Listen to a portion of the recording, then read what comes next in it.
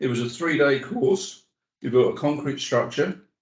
We did 2 days of lecture, and this was turret engineering. And the 3rd day was all practical. The structure we built had defects. It was a slab and 4 columns, basically. And these consultants, specialists, highly paid consultants, came on the course, 50, 60-year-olds. And on the final day, there was a test. And I just loved it. Yeah, you can fail, hopefully. Yeah, and something just for possible future thoughts. And after the test, I went through we marked it, gave them a mark, and then I went through the ones that they got wrong and explained why they were wrong. And at the very end of the course, I've had some overalls made, beautiful, like really good quality, high quality overalls, put on the back of it, Concrete Repair Club, and everybody got a set of overalls, and they used them obviously on their on the practical. Lovely.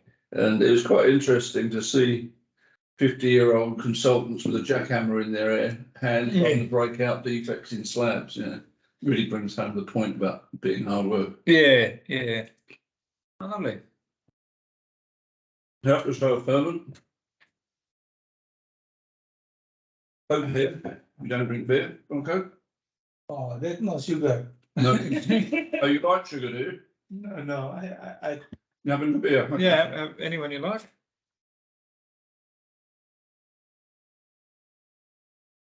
Have we not started recording yet, have we? Oh, yeah, I can trim the video. All right, boys. Hey. So it's only my camera they can see. I can shift it so no, better if they don't see all oh, this. this one is just be opened by them. Yeah, it's a little screw top. These ones are there. You have to leave them. Anyway, so the topic particularly for today is ultrasonic pulse echo, but specifically interpretation of the results and a spreadsheet template for analysing area scans. Because it's a relatively short presentation, I'm not going to spend a huge amount of time going into the mechanics of how it all works, because there are better minds than me to do that. But in generally speaking, we'll quickly go over what is ultrasonic pulse echo, a bit on how to interpret the data, and then we'll get stuck into the spreadsheet template. So ultrasonic pulse echo is a non-destructive testing method that you have a transducer, an electromechanical transducer that hits the concrete and sets up a mechanical or ultrasonic wave through the material, and then it will reflect. These waves will reflect whenever there's a change in acoustical impedance, so particularly changes in modulus or density will reflect that wave back up. It comes back up and it is measured. It's when it does come back up, the time taken, the transit time taken is recorded, and from there you can determine distance or depth of something that you're picking up. So because concrete's quite a heterogeneous material, there's going to be lots of things going on. So you have, instead of have a single point, which you might have in steel, you have an array of transducers that will pick up things from all the various angles. And then it has the onboard processing will filter out a lot of the noise. It could be the difference between aggregate and cement paste and everything else, and try to just nail down on the stuff that actually matters. And then the image you get has a color code based on where you're getting reflections, with the color code being the intensity of the reflected wave. So blue being, or black is being virtually no reflections. Is it intensity or number? I think it's intensity, but it's, for our intents and purposes, red is a very sort of hard reflection. And so yeah, so here's a bit sort of a side view of a pundit unit with its various transducers. This is actually in 3 dimensions, not just in the 2, and so you can get a good idea of what's where versus in a single point, you know, if it goes straight down, if it hits anything, you won't really get a good image. So what do that look like? What do those scans actually look like? So I put just a short or a small snapshot of potential of various different scans and ways of interpreting them. It's a bit of a, it's not quite the exact science that it would like it to be. There's a bit of the dark arts to it. So we'll take, for example, what a good sound concrete scan would look like here. So what you're seeing here, so air particularly gives a very hard reflection.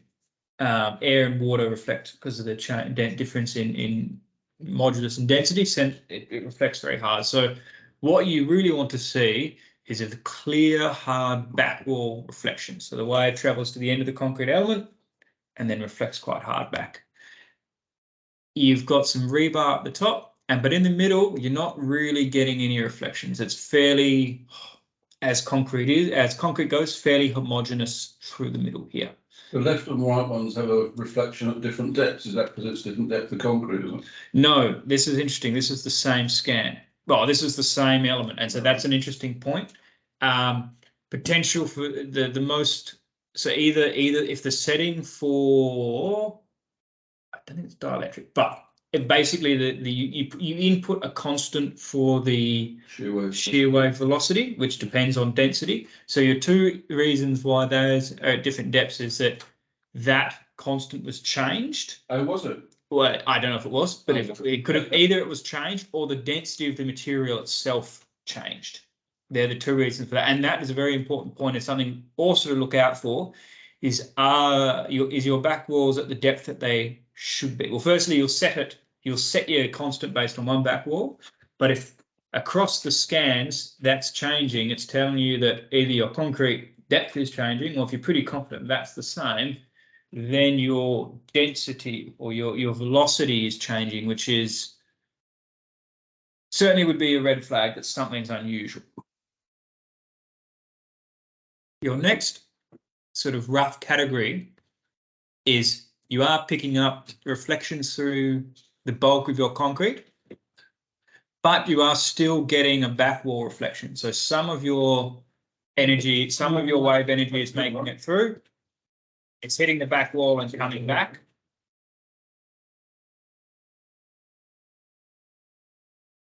Some of your energy, so yeah, you are getting reflections in either the surface or the bulk of your concrete, but you are still having waves coming all the way to the back, getting a nice clear hit off the back wall and coming back. So it's not completely impaired. What are all the red stuff? Mysteries, but not good mysteries. So likely honeycombing or something that's called. That's why it's gone deeper. Yeah, but you're still getting your waves coming and getting a back wall reflection.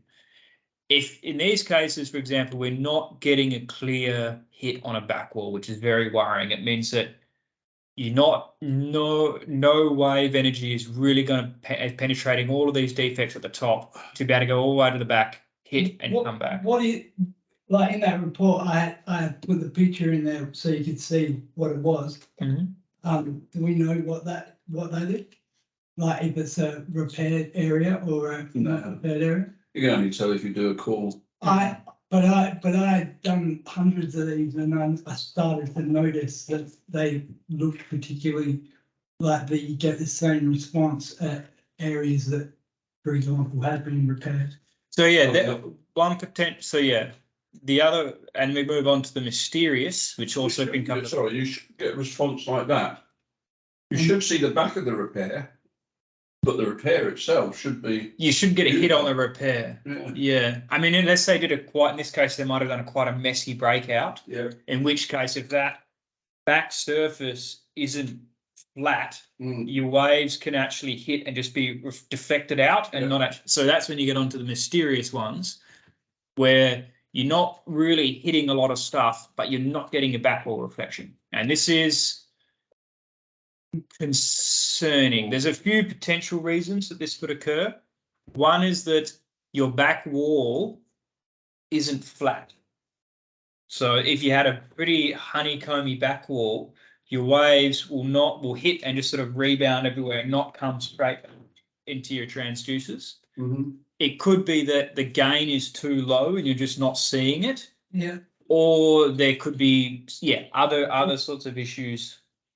yeah. A misfire or something. But It kind of looks like there could be something there if you turned up the rear gain. Not that. Does Yeah. it mean, I mean, I know the process is that we set up an area and we twiddle until we get the back wall and then we're set. We don't want to change it. Mm. But if you get that one on the right, should we just be turning it up a bit after we've got that image to see if by turning it up we do get a back wall? In So this case, I left them all the same. So No, that is the idea. That's Yeah. what we want to Yeah. do. And so that's an important and interesting one to consider is what should we do in that case? Should we, Yeah. for a same concrete element, say, nope, we'll stick to the same gain always, so we've got a like-for-like comparison? Or if we're getting scans where all of them aren't picking up much, do we change that gain? Yeah.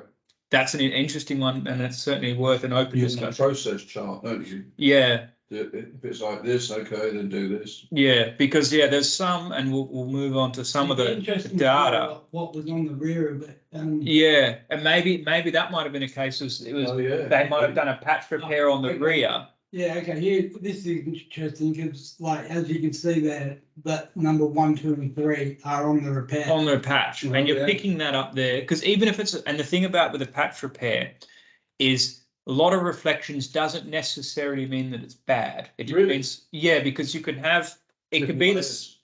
Yeah, well, they have slightly different properties. So you might still be causing reflection, even though they have bonded fairly well, if the material properties are a bit different. If But it's sometimes they build up repairs in 50mm layers, yeah, for example. yeah. Same material, but And you might, even if it's well bonded and everything else, I did read that you can't sort of say, oh, it's bad necessarily because you're getting reflection, because you would still get a change in property, so you would be still expecting some reflections.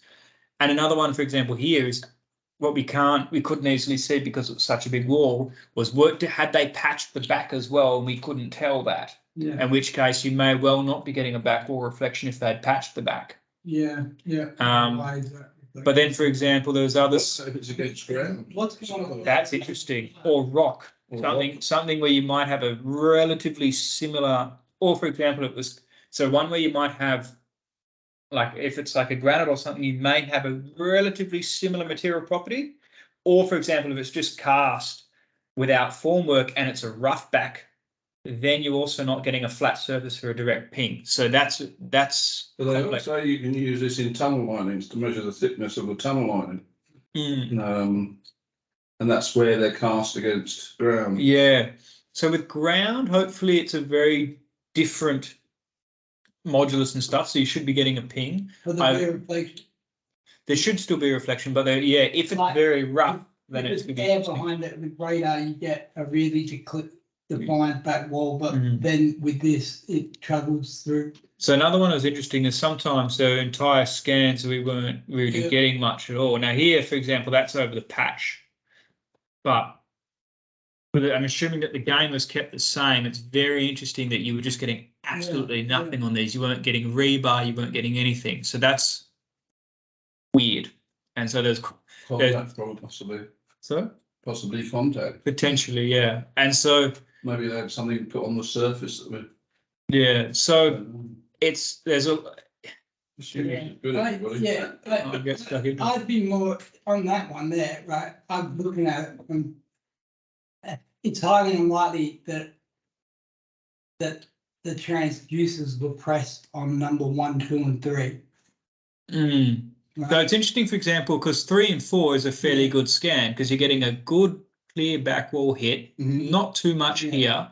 So that's actually would be considered a fairly good scan. But I can see from looking at this straight away that obviously either scans 1 to 3 were supposed to be ignored and it was just me pressing it against the wall to count the scans up to 5.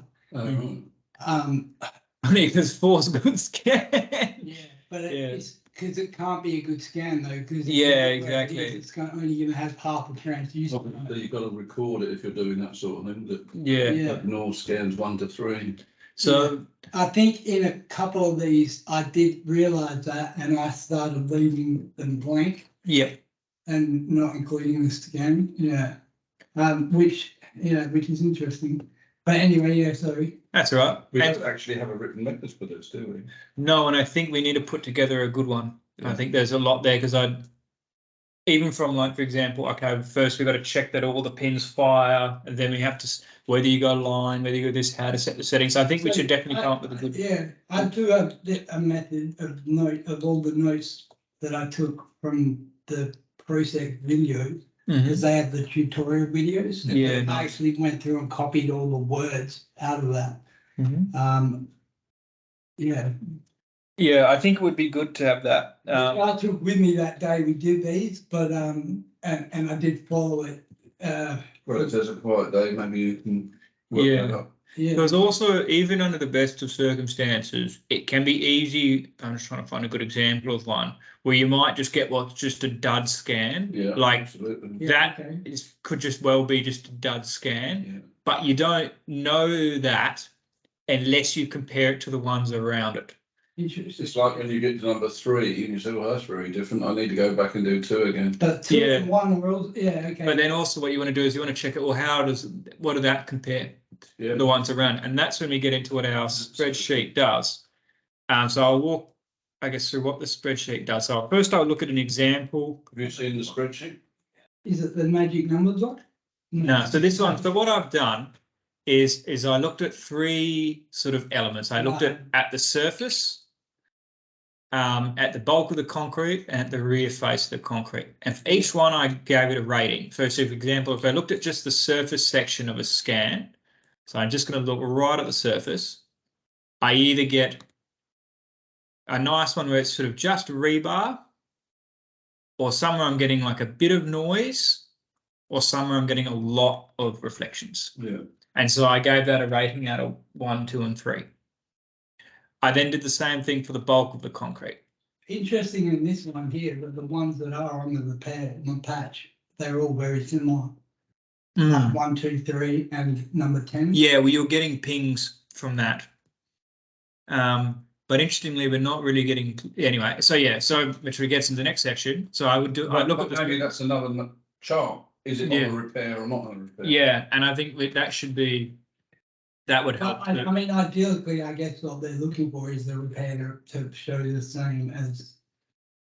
But even if if it bonded well, it doesn't necessarily show that on the UPE. yeah, Even if it's a good repair, you might still get a lot of reflections because there is a difference in material property. right, yeah. So the velocity would be different. Yeah, exactly. And if there's a change in velocity, it will reflect a bit. So in the 3 things I looked at was I'd give a rating of how good the surface was, how good like the middle of the concrete. So for example, here the surface is good and the middle is good, but in other ones you might be getting a lot of reflections sort of in here there's a lot of junk in the middle.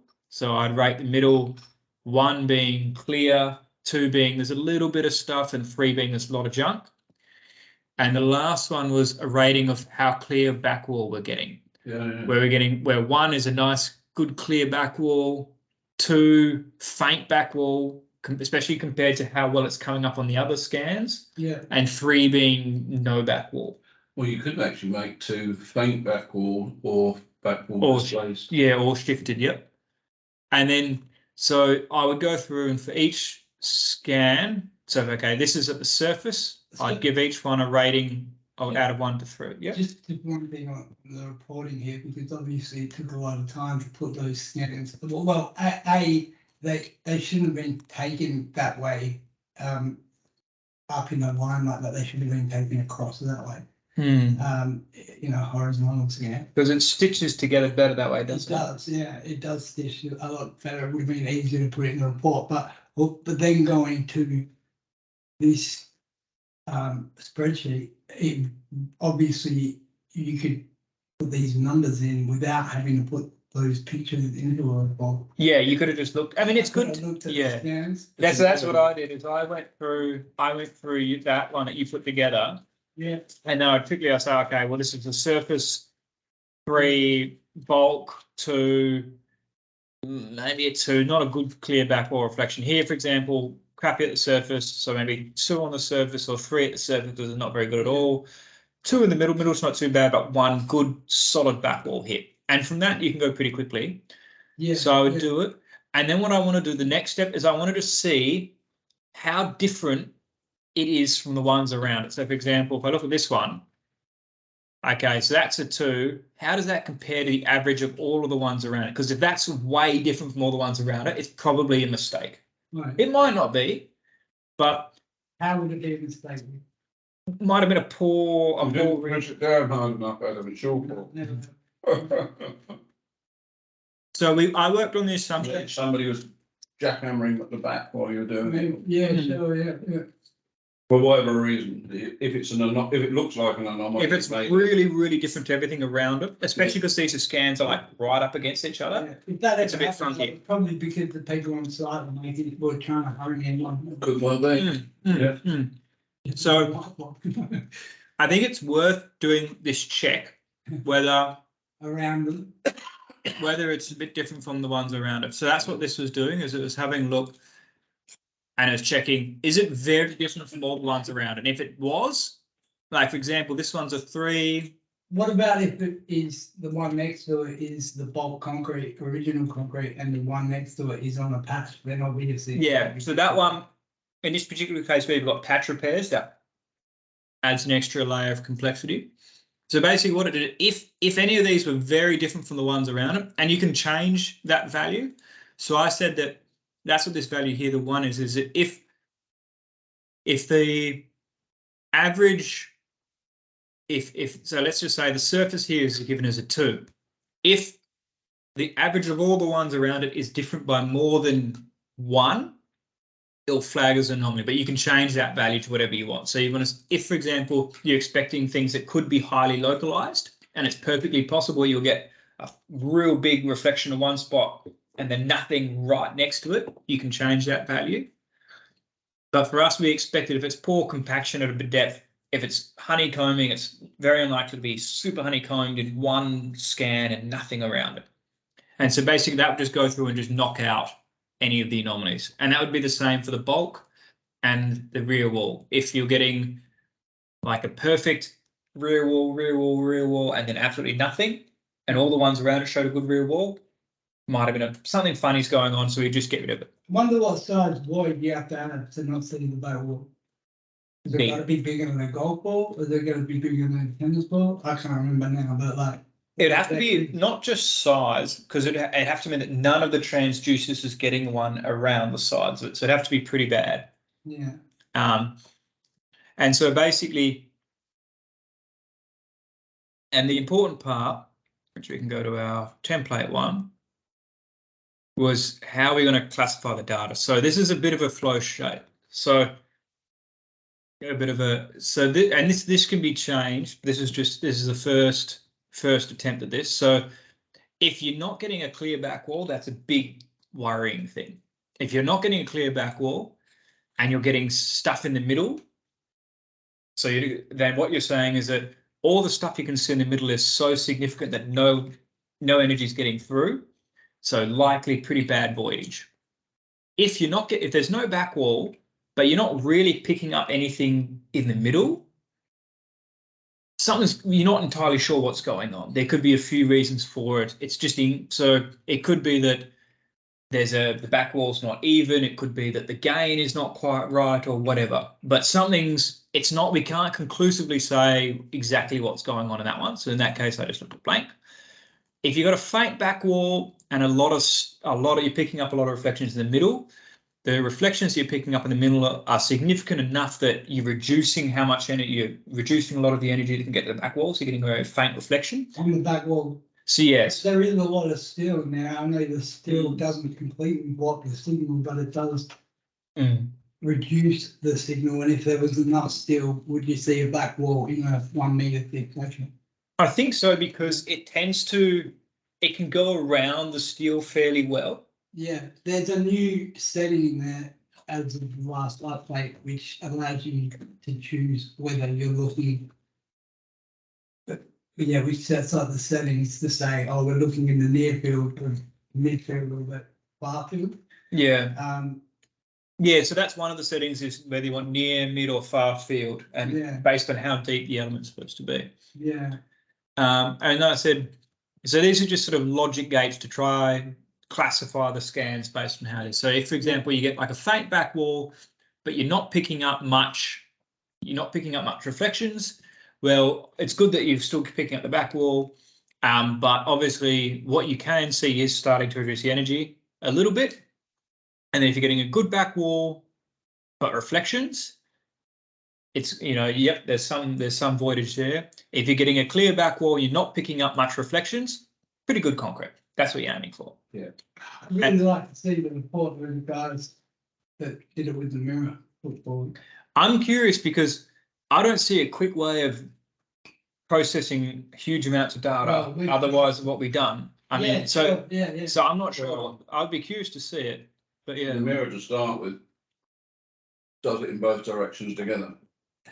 So it will automatically do the 2D grid. That would help because this one doesn't do 2D grids. It only does like a line or a, yeah. So we started off with the mirror.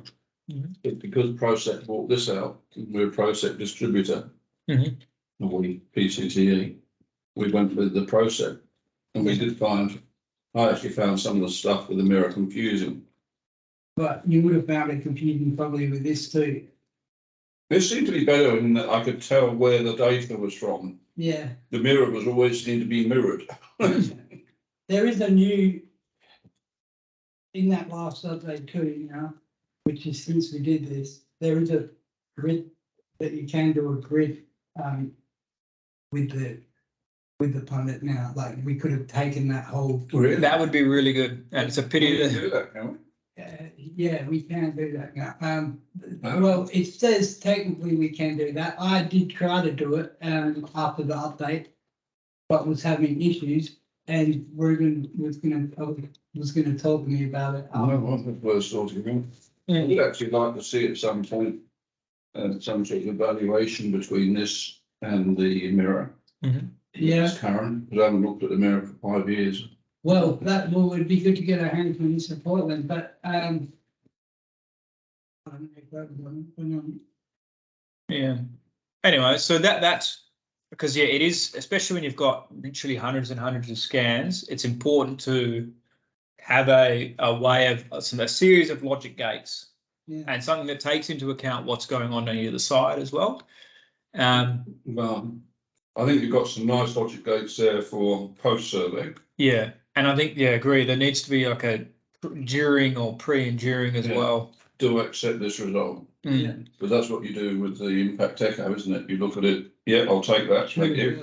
Yeah, and you're looking for repeatability. And With this one, if you're doing, say, a line scan though, if say the fifth one looks like a dud, can you delete it or do you have to do the whole line scan again? Can delete it. Okay, so you can redo it and say, well, this one will be number, because I wasn't sure whether you could or whether you just had to start the line scan again. You can, but that you didn't used to be able to do, but now you can. You just press the delete on the right while you're there, and it takes it back to the last one. Oh, okay, and does it keep the automatic naming correct? Like you just say, okay, because what was good about this is so you could set it up and you could call it, grid 1 slice 1 and then it'd be scan 1, 2, 3, 4, 5 up to 10.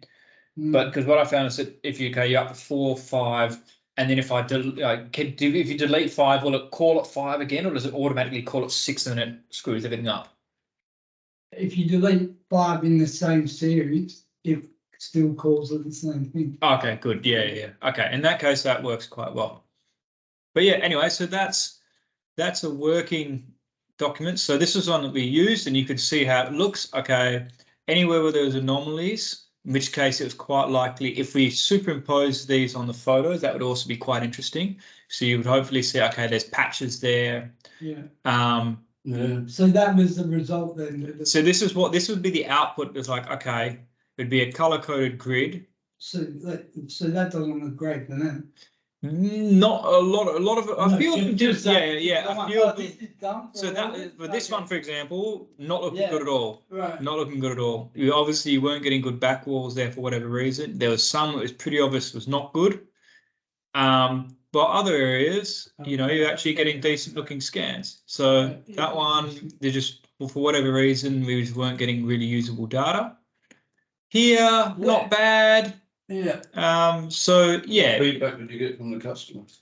nothing. Absolute radio silence. It didn't. No, I bet, yeah, I could just be looking at this now, I can see that. Yeah. Is it worth going to see it?